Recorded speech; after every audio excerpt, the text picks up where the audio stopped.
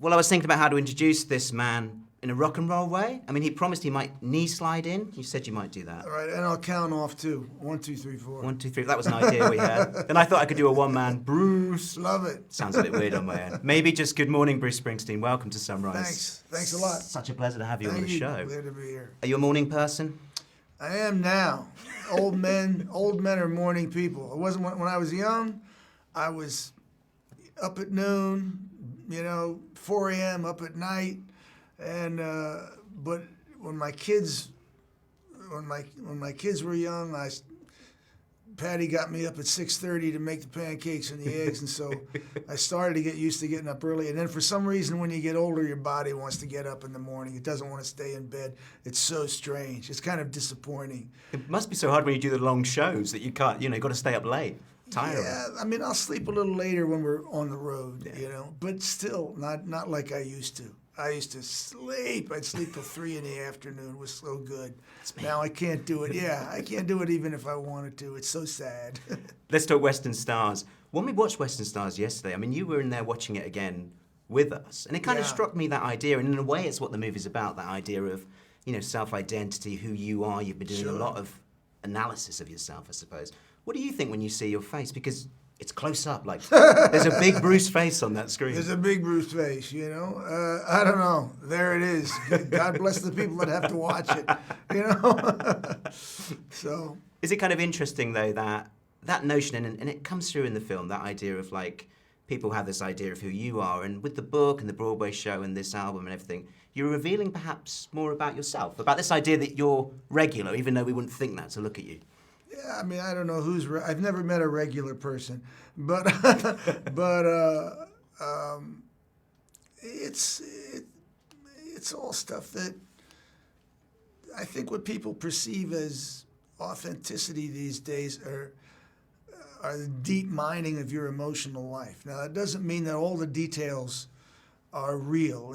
It's like, obviously you're not a Western film star, or you're not a stuntman, or automobile race, but if you fill those songs and those characters with enough authentic emotion, it resonates with your audience. So that's always what I try to do. I try to do it in the film, where I kind of embody some of the characters, and always in the songs, where when I write where I write in character rather than as myself, or whatever you want to call it. There were a lot of tears in that screening yesterday.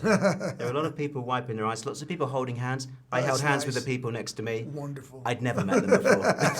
I made some friends. It was great. Good for you. It's very emotive, and those cinematic moments in between the songs. I mean, you've got that line that says, we're just broken pieces, looking to find someone with their broken pieces to make us whole. Sure. How do you come up with these lines, and do you feel pressure when it's Valentine's Day to write this stuff in a card for Patty?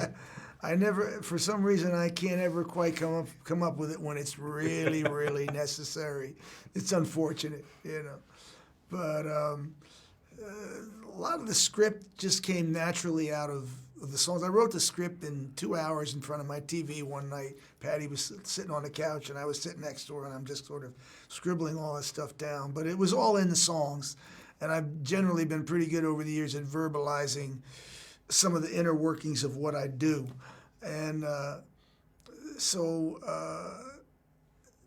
that's really that idea, what those individual freedom and communal life and the tension between them has been a part of my work for at least the second half of it, since I turned 35 or mid-30s. Probably you can go back to The River, where I first started to write about men and women and love and marriage and how you keep those things together and you keep your life from falling apart. So this is really both the book and the play and this film are sort of me at a certain age summing up. This is what I found out as far as.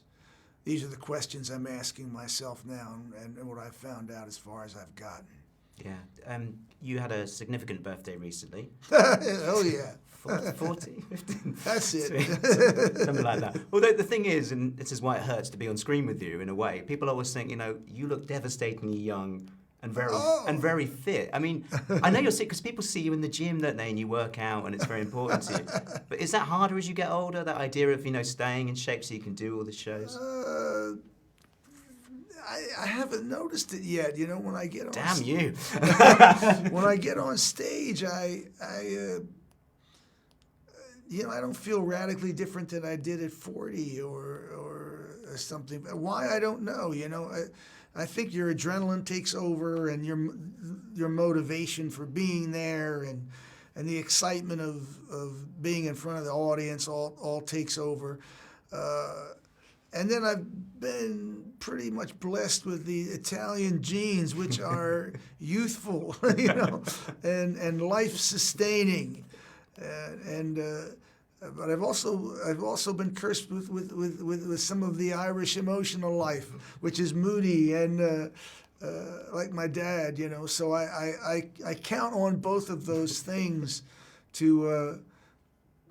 Really, both of those things brought richness to the work that I do, and I'm thankful for both sides of them. But I haven't keeled over yet, so hopefully not too soon. Well, please not now. I mean, I don't want that scoop. That would be the wrong one. And back on the road next year with the E Street guys, dragging them back out? At some point, we're going to start to make the record relatively soon.